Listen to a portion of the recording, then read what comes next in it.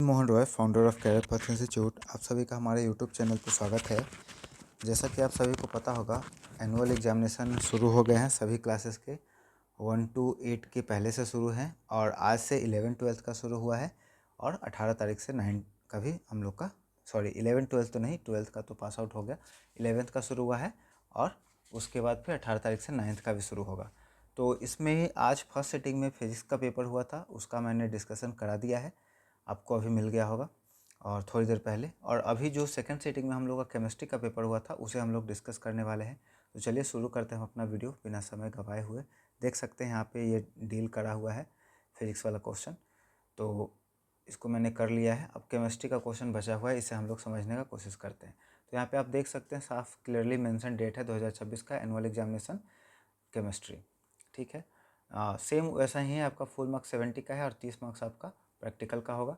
Time आपको 3 घंटे और 15 मिनट मिलेगा। 15 मिनट क्वेश्चन पढ़ने के लिए मिलेगा। इंस्ट्रक्शन आपने पढ़ लिया होगा। क्वेश्चन में जो आंसर है उसको आपको जल्दी जल्दी मिला लेना है और देख लेना कि आपने कितने सही किए हैं। मैं सिर्फ अभी यहाँ पे ऑब्जेक्टिव कराऊंगा, जो सॉल्व करने लायक होगा उसको मैं कर दूंगा और जो कुछ अगर बच जाएगा उसको बाद में अलग वीडियो बना दूंगा, क्योंकि काफ़ी समय ज़्यादा हो जाता है तो वीडियो को ज़्यादा लंबा नहीं खींचूंगा। तो चलिए शुरू करते हैं। इसमें पहला क्वेश्चन कह रहा है, which of the following is a chemical change. इसमें से कौन केमिकल चेंज है। नीचे क्लास में आपने पढ़ा हुआ दो तरह का चेंज होता है, फिजिकल चेंज और केमिकल चेंज। फिजिकल चेंज में एक नए सब्सटेंस का फॉर्मेशन नहीं होता है, बस शेप, साइज और कलर बदलता है। केमिकल चेंज में नए सब्सटेंस का फॉर्मेशन होता है। तो अगर पानी में नमक घुला दें तो ये फिजिकल चेंज है। Heating of platinum wire physical change है। Dissolution of sodium metal in water, ठीक है, तो ये हम लोग का क्या हो जाएगा, केमिकल चेंज हो जाएगा और बाकी सब हम लोग का फिजिकल चेंज है। अब दूसरा क्वेश्चन कह रहा है, the law of multiple proportion was propose by. ये डायरेक्ट आपका एनसीईआरटी का क्वेश्चन है, तो इसमें आपका हो जाएगा डाल्टन। उसके बाद समान ताप एवं दाब पर सभी गैसें समान आयतन में अणुओं की संख्या समान होती है, यह कथन किस नियम पर आधारित है। तो यह आपका है एवोगाड्रो की परिकल्पना जो है उसके ऊपर। ठीक है, at the same temperature the pressure equal volume of all gases contain equal number of molecule. This statement is based on which law. तो ये एवोगाड्रो हाइपोथेसिस है। नेक्स्ट क्वेश्चन हमारा है 6.022 एंड इंटू 10⁻23 कणों के समूह को क्या कहते हैं। तो उसको एक मोल के हम लोग नाम से जानते हैं। 720 ग्राम जलों में मोलों की कुल संख्या कितना है। तो मोल बराबर हम लोगों ने क्या पढ़ा है, मोल बराबर गिवन मास बटा में मॉलिक्यूलर मास। ठीक है, तो यहाँ पे गिवन मास कितना दिया हुआ है, 72 को हम लोग लिख सकते हैं 720 को 72 गुने 10, और यहाँ हो जाता है H2O का, पानी का अगर बात करें तो H2O का हो जाता है 2 + 8 दूनी 16 18। ठीक है, तो यहाँ हो जाएगा 18, 18 का टेबल में 18 को 72 और 4 गुने 10, तो यहाँ पे हो जाएगा हम लोग का 40। ठीक है, तो राइट आंसर हम लोग का सी हो जाएगा 40। ठीक है, आगे निम्नलिखित में से धोबिया सोडा का सूत्र क्या है। वॉशिंग सोडा जिसको हम लोग कहते हैं NaCO3 × 10H2। वाटर का मॉलिक्यूल इसमें रहता है, वाटर ऑफ क्रिस्टलाइजेशन जिसको हम लोग कहते हैं। उसके बाद 7 नंबर में 10 मिलीलीटर SO2 को पूर्णतः ऑक्सीकृत कर SO3 में परिणत करने के लिए ऑक्सीजन की आवश्यक आयतन कितनी होनी चाहिए। तो इसमें हम लोग का राइट आंसर हो जाएगा 5 ml। आगे बढ़ते हैं, यदि किसी तत्व के परमाणु द्रव्यमान 23 है और उसकी परमाणु संख्या 11 है तो उस तत्व के परमाणु में इलेक्ट्रॉनों की संख्या कितनी होगी। तो इलेक्ट्रॉन 11 होगा, जितना उसमें हम लोग का इलेक्ट्रॉन पूछा है कि प्रोटॉन पूछ रहा है, सॉरी न्यूट्रॉन पूछ रहा है। तो न्यूट्रॉन इजकल टू होगा 23 - 11 इजकल टू 12। तो राइट आंसर हम लोग का ये हो जाएगा B 12। यदि किसी कक्षा में की संख्या n से व्यक्त किया जाता है तो उसमें ऑर्बिटल की संख्या क्या होती है। देखिए 2n² होता है maximum number of electron in orbit.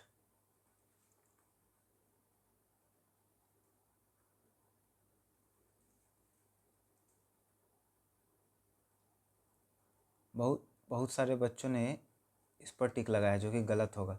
आपका राइट आंसर यहाँ पे n² हो जाएगा। ठीक है, यदि किसी कक्षा को n से व्यक्त किया जाता है तो उसमें ऑर्बिटल की संख्या n² होगा, ऑर्बिटल की संख्या n²। ठीक है, s ऑर्बिटल का आकार कैसा होता है, तो ये आपका गोलीय होता है। राइट आंसर आपका ए हो जाएगा। ठीक है, आगे बढ़ते हैं हम लोग। समान परमाणु संख्या किंतु भिन्न द्रव्यमान संख्या वाले परमाणु कहलाते हैं। देखिए कह रहा है, atom having same atomic number but different mass number are called. आपने देखा होगा हाइड्रोजन 1 1, हाइड्रोजन 1 2, हाइड्रोजन 1 3, या फिर कार्बन 6 12, कार्बन 6 14, कार्बन 6 और 60। तो इस ग्रुप को हम लोग क्या कहते हैं, आइसोटोप्स कहते हैं। तो हम लोग का राइट आंसर आइसोटोप्स हो जाएगा। मानक तापमान एवं दाब पर 4.4 ग्राम CO2 का आयतन कितना होता है? तो इसका राइट आंसर हम लोग का हो जाएगा 2.24 लीटर। ठीक है। At standard temperature and pressure ये हमेशा इतना ही रखता है, 2.24 लीटर कोई भी सब्सटेंस। ठीक है।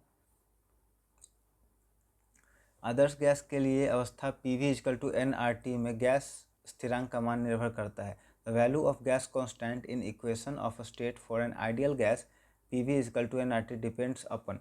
तो इसका राइट आंसर हम लोग का हो जाएगा यूनिट ऑफ मेजरमेंट। ठीक है। उसका गैस अणु का वास्तविक आयतन नगण्य होता है, यह कथन अनुरूप है किसके? तो यह है गतिज सिद्धांत, हम लोग का काइनेटिक थ्योरी। 15 नंबर क्वेश्चन कहता है the in a liquid is in equilibrium, ठीक है, with its vapour at its boiling point on the average of the molecule in 2 phases which of the following is equal. तो इसका right answer हम लोग का हो जाएगा 15 का सी, काइनेटिक एनर्जी। उसके बाद एंथैल्पी और आंतरिक ऊर्जा में संबंध, the relation between the enthalpy and the internal energy. तो इसका राइट आंसर हम लोग का हो जाएगा B, change in enthalpy is equal to change in energy plus T delta V. विस्तीर्ण, विस्तीर्ण का मतलब तो समझ में नहीं आता। Which of the following is extensive property. तो इसका राइट आंसर हम लोग का हो जाएगा एंथैल्पी। ठीक है। उसके बाद 18 नंबर क्वेश्चन हमारा है for the reaction carbon plus oxygen से CO2 which of the following is correct. ठीक है। तो यहाँ पे कह रहा है कि बताइए इस अभिक्रिया के लिए क्या करेक्ट होगा। तो डेल्टा H = डेल्टा E, ये हम लोग का सही होगा। सबल अब एवं सबल क्षार में उदासीन की ऊष्मा होती है। The heat of neutralisation of strong acid and strong base is. ठीक है। तो इसका हो जाएगा 13.7 केल्विन। ठीक है। लेविस क्षार कौन है इसमें से? Which of the following is Lewis base. ठीक है। तो राइट आंसर हम लोग का हो जाएगा NH3। HBr का संयुग्मी क्षार है। The conjugate base of HBr, the conjugate base of HBr is ब्रोमियम का रेडिकल्स, है ना। विच ऑफ द फॉलोइंग सब सवाल इनमें से कौन है जो स्ट्रॉन्गेस्ट बेस्ट है? तो इसमें बेस है, सॉरी बेस्ट नहीं बेस। तो इसमें हम लोग का राइट आंसर हो जाएगा NH3, अमोनिया। द्रव्यमान क्रिया का नियम किसने दिया? Who initiated the law of mass action. ठीक है। तो 23 में हम लोग का हो जाएगा गुलबर्ग एवं वागो, गुलबर्ग एवं वागे। 24 में कह रहा है विच ऑफ द फॉलोइंग अभिक्रिया के लिए Kp is greater than Kc। इसमें से किस अभिक्रिया के लिए Kp जो है वो ग्रेटर है Kc से? तो लास्ट हम लोग का आंसर जो है यही होगा डी नंबर, राइट आंसर यही होगा। किसी जलीय विलयन का pH मान 4 है तो इसके pOH का मान कितना होगा? 25 नंबर क्वेश्चन। तो इसका pOH का मान हो जाएगा हम लोग का 10। आगे बढ़ते हैं हम लोग क्वेश्चन नंबर 26 के ऊपर। NH4Cl का जलीय घोल होता है। NH4Cl मतलब अमोनियम क्लोराइड। इसका जलीय घोल हम लोग का अम्लीय हो जाएगा, एसिडिक हो जाएगा। निम्नलिखित में से किसमें ऑक्सीजन की ऑक्सीकरण संख्या सबसे अधिक है? 27। तो इसका हो जाएगा O2F2। ठीक है। निम्नलिखित में कौन रेडॉक्स रिएक्शन है? रेडॉक्स रिएक्शन वैसे रिएक्शन को कहता है जिसमें ऑक्सीडेशन और रिडक्शन दोनों क्या होता है? साथ में होता है। तो हम लोग का राइट आंसर हो जाएगा ये H2Br HBr। आपने पढ़ा होगा ये वाला RAILGARD।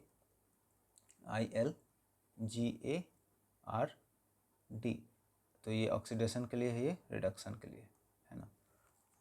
उसके बाद आगे देखते हैं 29 नंबर क्वेश्चन। निम्नलिखित में से किस यौगिक में Cl का ऑक्सीकरण संख्या 5+5 है?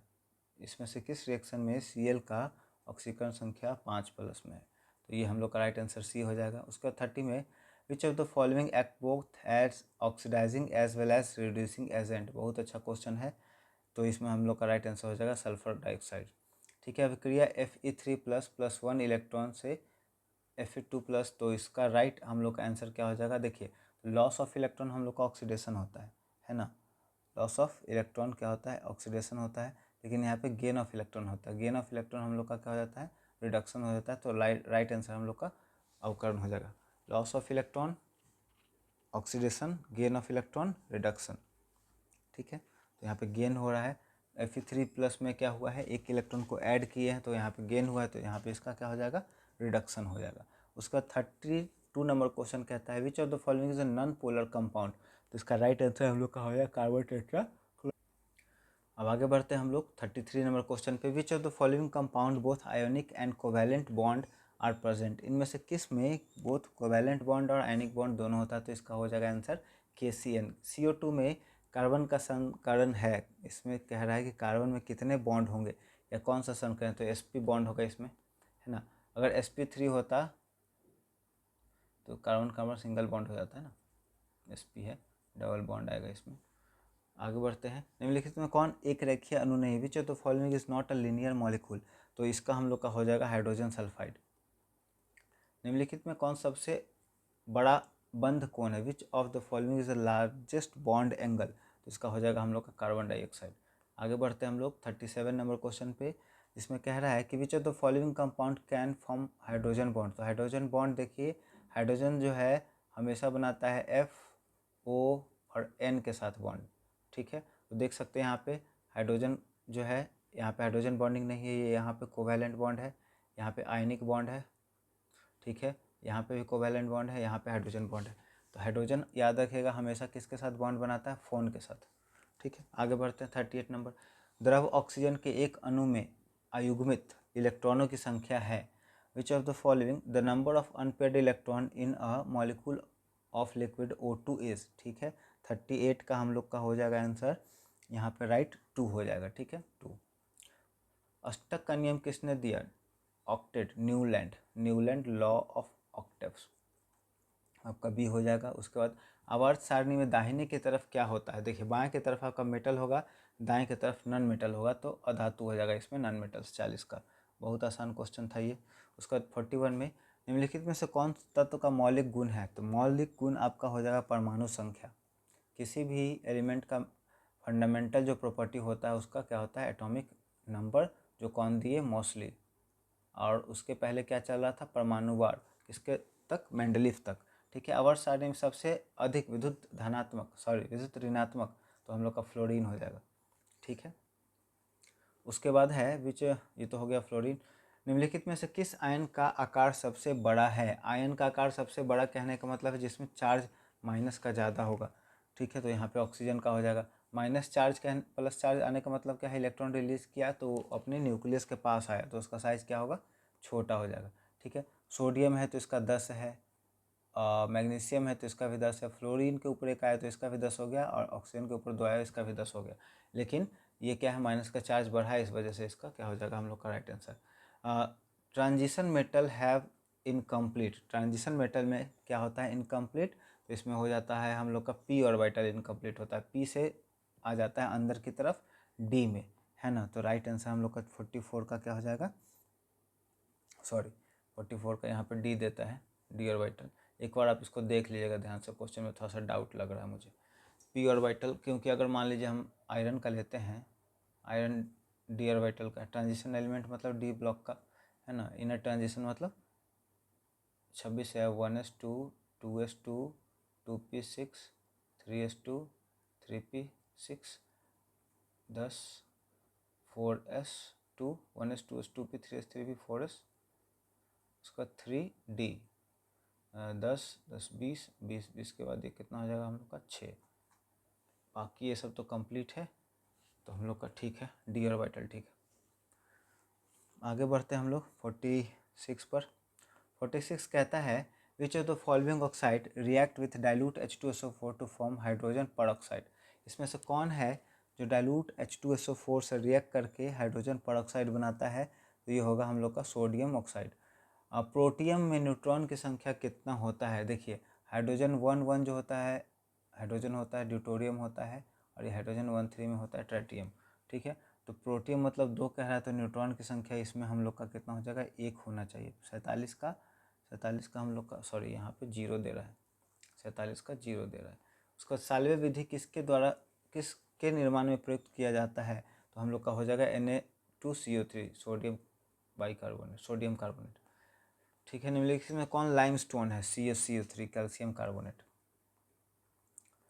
ठीक है। नेक्स्ट हम लोग का है 50 नंबर क्वेश्चन, इसको देखते हैं हम लोग। 50 नंबर क्वेश्चन में कह रहा है कि विच of the following is highest bond energy, तो राइट आंसर इसका हम लोग का हो जाएगा carbon carbon bond. Which of the following is inorganic benzene, इसमें से कौन है जो इनऑर्गेनिक बेंजीन है, तो बोरेंजीन हो जाएगा हम लोग का। उसका विच of the following in which of the following +2 oxidation state is the most stable, इसमें से कौन है जो +2 स्टेबल सबसे ज़्यादा होगा, तो 52 में हम लोग का हो जाएगा लीड पीबी। प्रयोगशाला में सबसे पहले कार्बनिक यौगिक का संश्लेषण किसके द्वारा किया गया था, ठीक है। कह रहा है कि यहाँ पे लेबोरेटरी में सबसे पहले ऑर्गेनिक कंपाउंड कौन बनाए थे, तो इसका राइट आंसर हो जाएगा बॉयलर। 54 में कह रहा है कि एसीटोन की क्रियाशील समूह क्या होता है, तो कीटोन होता है, CO हो जाएगा हम लोग का, कीटोन है ना, राइट आंसर हो जाएगा। एकल बंध वाले हाइड्रोकार्बन कहलाते हैं संतृप्त हाइड्रोकार्बन, तो राइट आंसर इसका हो जाएगा बी, सैचुरेटेड हाइड्रोकार्बन कहलाते हैं। कार्बोक्सिलिक एसिड में उपस्थित कार्बोक्सिलिक एसिड कह रहा है COH, ये है एल्डिहाइड, यह है कीटोन, ठीक है। और कार्बोक्सिलिक एसिड का हम लोग का हो जाएगा COOH। उसके बाद यहाँ पे कह रहा है निम्नलिखित में से कौन सेकेंडरी अमाइनो एसिड का समूह है, तो हम लोग का राइट आंसर हो जाएगा ये। उसके बाद नेक्स्ट हम लोग मूव करेंगे क्वेश्चन नंबर 58 पर। 58 नंबर क्वेश्चन में कहता है CH3COOH का IUPAC नेम, तो इसका हो जाएगा हम लोग का राइट आंसर इथेनोइक अम्ल, इथेनोइक एसिड, ठीक है।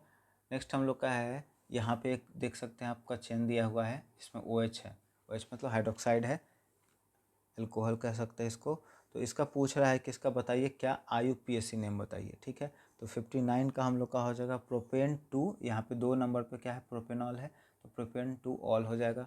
उसके बाद इथेनॉल का समावय होता है, इथेनॉल का समावय कहने का मतलब है कि यहाँ पे क्या कह रहा है, आइसोमर कह रहा है, तो इसका राइट आंसर हम लोग का हो जाएगा डाइमेथिल ईथर।